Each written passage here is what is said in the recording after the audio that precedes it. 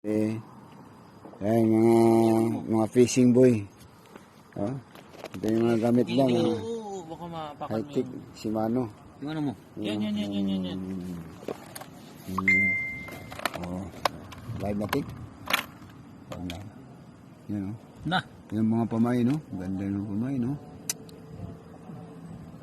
Walang expire yan, Jer. Wala. Yung Freezer naman yun.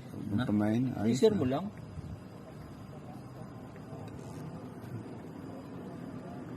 Putol man.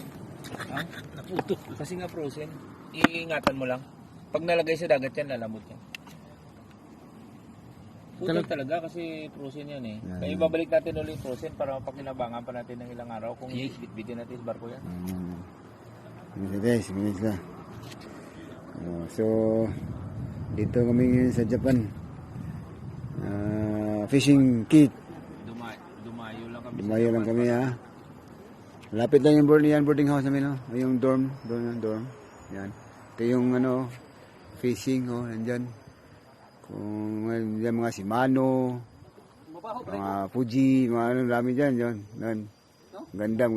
Yung 1 seat, $70.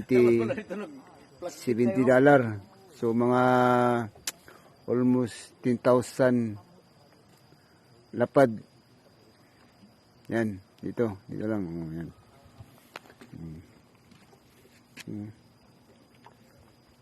Sa bohol muna tayo guys kasi tinago ko doon sa bulsa ko. Ito na ako sa bulsa ko. Oo, kasi hindi ko dinala yung lagayan ko. Tinamad na magdala no? Tinamad ako magdala kasi wala man sa plano yung pangawil. So ano nangyari? Ano Nalapon. Yan. Lusot mo ni? Shimano. Okay. Yan, nakalak. Ayun.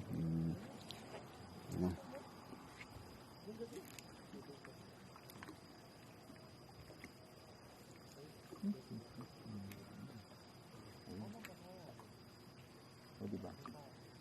Ganda yung mga speedboat, Long fishing, Ito yung may-ari yan, Sus, dito lang, Baka madali mo kami.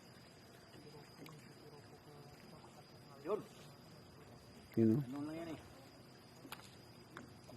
Labyog, no? No? Ano yan, naka-slack? Slack saan papunta yung slack mo? Yan di ba? Ha? Sige. Yun. Puta, abot sa speedboat Yan. Yan guys. Yan na guys. Nabagsak na yung isa. Hop.